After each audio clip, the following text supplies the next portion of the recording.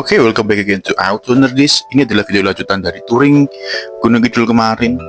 Jadi sebelumnya maaf ya, ini ternyata mic-nya tuh nggak ke-record kemarin karena trouble kena hujan. Nggak apalah, kita tetap review motor ini sesuai dengan impresi yang saya rasakan waktu itu. Yap, di depan kita sudah ada motornya si Fahri. Ini adalah Ninja 250 Fi generasi ketiga. Nah, kalau yang pertama itu kan, kalau di Indonesia ya kita bicara di Indonesia.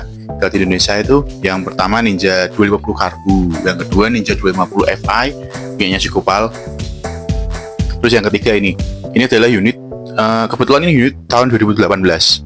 Masih cukup muda, kilometer juga masih rendah. Jadi sebelum review kita lihat dulu secara keseluruhan bentuk motornya. Kalau dilihat enggak sih kalian? Kalau motor ini itu bahasa desainnya mirip banget sama ZX25R. Ya iyalah, orang masih satu pabrik kan. Emang biasanya kan Kawasaki itu setiap generasi produknya, setiap lini produknya itu dimirip-miripin gini maksudnya. Jadi kayak Yamaha tuh R series bentuknya mirip-mirip semua kecuali R25 mirip. Jadi kalau Kawasaki emang gitu, dimirip-miripin dari series Ninjanya yang entry level sampai Ninja yang ZX10R itu bahasa desainnya dimirip-miripin. Kita lihat bahasa desainnya tuh slick banget jadi motor ini ya, ramping, tipis, agak monyong.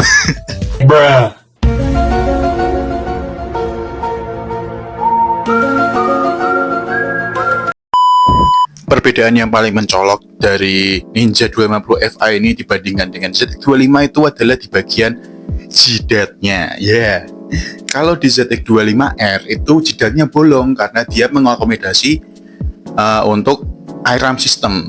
Tahu kan air ram system? Itu loh, yang lubang udara langsung masuk ke box filter biar nanti waktu kenceng tekanan udaranya naik. Nah, kalau itu kan emang didesain emang ada air ram sistemnya. Nah, kalau di Ninja 250 Fi ini tidak ada, makanya nggak ada bolongannya di kepala, di jidatnya. Ya, bisa dibilang Ninja 250 Fi ini adalah ZX25R BPJS.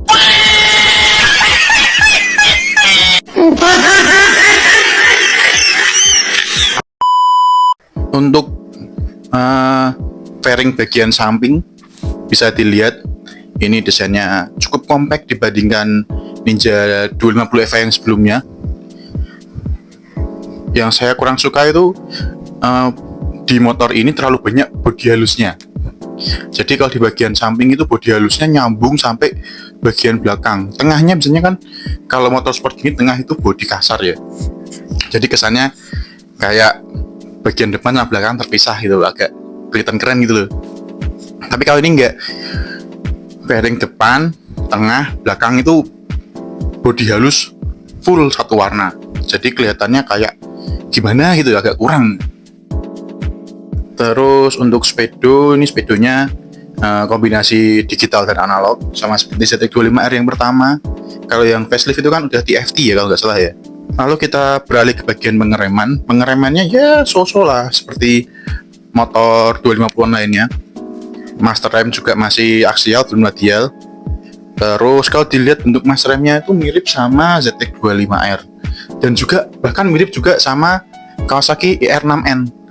Tapi bedanya kalau di ER6N itu situasinya ada setelannya, bentuknya mirip-mirip gini sih, cuman nggak tahu kalau diameter piston dalamnya biasanya harusnya lebih gede harusnya. Soalnya kan ER6N itu buat dorong double kaliper ya. Ini kan sedangkan ini single kaliper. Terus turun ke bagian bawah remnya, bagian kalipernya ya standar 2 piston seperti motor-motor 250 model lainnya. Terus sakramnya model ini floating apa semi floating ya? Ya itulah. Terus untuk velgnya surprisingly bentuknya mirip sama ZX25R. Entah ini lebarnya sama apa enggak, kayak kurang tahu ya. Nanti kita cari speknya di Google aja. Untuk bagian suspensi depan ini kocak nih. Kocak banget. Jadi kompetitor lainnya CBR 250RR terus R25 itu tuh udah menganut suspensi model upside down. Masa ini Kawasaki loh bro, Kawasaki yang notabene pionir motorsport di Indonesia. Sok depannya masih teleskopik. Teleskop lah.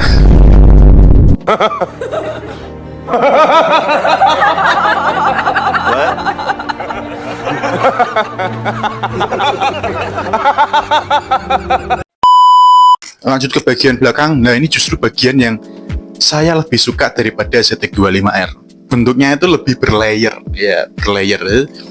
Kalau dilihat ini bodinya kayak 3 tumpuk bodi jadikan satu. Beda kalau sama ZX25R itu yang modelnya kayak satu gelondong gitu, kayak kurang memberikan kontur gitu loh. Dan looks-nya jadi lebih kekar yang ini. Terus untuk suspensi belakangnya ini ya standar lah, model monoshock. Ini pakai link nggak sih? Nah, ini juga kocak ini. Kocak ini, masa arem belakangnya masih arem Majapahit. CBR 250 RR aremnya udah aluminium. Ya meskipun R25 juga besi, cuman besinya bentuknya bagus gitu loh, gak kotak kayak gini nih, kotak kayak arem zaman Majapahit, cuk. Ya, again mungkin Kawasaki emang sekarang fokusnya ke ZX25R di kelas 250-nya, kurang tahu ya. Jadi si Ninja 250 Fi generasi ketiga ini jadi kayak anak tiri. Ya, ini dia bagian yang paling mencolok perbedaannya dari generasi sebelumnya itu adalah di bagian sasis. Ya, bisa dilihat sasisnya itu unik banget ini, beda sama yang generasi kedua. Generasi pertama kedua itu kalau saya lihat masih agak mirip ya. Tapi kalau yang ketiga ini unik ini.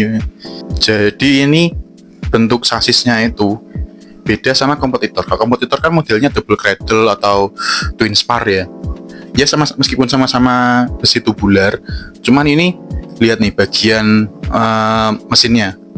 Jadi kalau yang model tubular pada umumnya kan sasisnya sampai bawah, dia menghapit mesin. Tapi ini enggak, ini sasisnya itu duduk di atas mesin.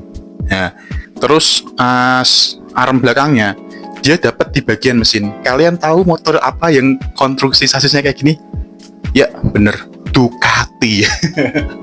Anjay, Ducati. Entah ini mungkin inspirasinya dari situ atau enggak ya, cuman dilihat-lihat emang modelnya kayak sasis Ducati kan kayak gitu ya harusnya ya. Sok taunya saya loh. Ya, setelah ini kita test ride langsung, kita icip-icip motornya. Nggak berani ngebut sih motor orang, motor dagangan juga nggak berani. Takutnya kalau kenapa-napa suruh bayar. Nah, terus kita bahas bagian mesinnya. Ini mesin kondisi masih standar, cuma ganti header sama knalpot. Ini header murah-murahan, knalpotnya Proliner short punya saya, dipinjem, ya sudah apa-apa tak pinjemin. Terus untuk mesin ini spek di atas kertas, motor ini tuh sebenarnya ada di tengah-tengah antara CBR sama R25. Jadi kalau CBR yang sekarang itu 41 HP, R25 36, masih stuck 36. Lupa ya. Kalau Ninja 250 Fi generasi ketiga ini dia udah 39 HP ya. Jadi dia performa tengah-tengah lah. Performanya tengah-tengah, sasisnya juga lebih enteng. Harusnya kalau misalnya 3 motor itu di tes drag, di tes balap, di lintasan lurus, harusnya pertama CBR, kedua Ninja, ketiga R25 harusnya. Cuman kan apa nanti kita tes sama R25 kita? Sudah ada videonya, silahkan klik link di deskripsi. R25 standar remap versus Ninja 250 Fi generasi ketiga. Wajah marketing. Ya untuk spek selengkapnya sih sama ya kayak motor 250cc pesaingnya. 2 silinder 250cc, inline parallel twin, 4 klep per silinder TOHC. Terus power maksimalnya ada di sekitar 39 HP kurang lebih. Torsinya juga di antara 23-24 kalau nggak salah. Terus ini tapi mah nggak bohong sih, konstruksi sasis baru ini sukses memangkas bobot dari motor ini. Dari generasi sebelumnya ke generasi ketiga ini dia lebih ringan 10 kilo dari generasi yang kedua. Bagus sih. Jadi motor ini memang di atas kertas lebih ringan, film bawahnya pun juga lebih enteng, nggak kayak yang generasi pertama kedua tuh rasanya berat banget motornya, dan juga bentuk bodinya menyesuaikan, kelihatan ramping gini. Kiranya cuma segitu aja yang perlu kita bahas. Ini juga quick review, bukan review yang proper banget, soalnya review pinggir jalan juga. Ini nggak ada niatan buat review, cuma dipinjemin motornya, kita review sekalian. Oh iya, motor ini dijual sama si ownernya, si Fahri. Ini motor juga low KM, atas nama dia sendiri. Dibuka harga sekitar 40-an. 40-annya berapa? Nanti silahkan DM saja orangnya. Ya, sekiranya itu saja review dari kami. Jika ada yang kurang bisa ditambahkan, kalau kelebihannya itu rezeki kalian. Oke, Autonoris sign out.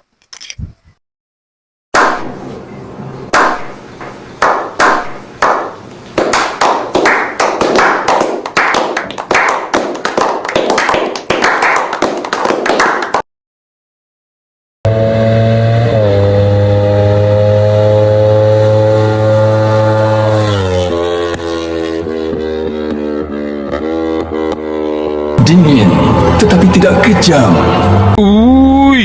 Mengerikan.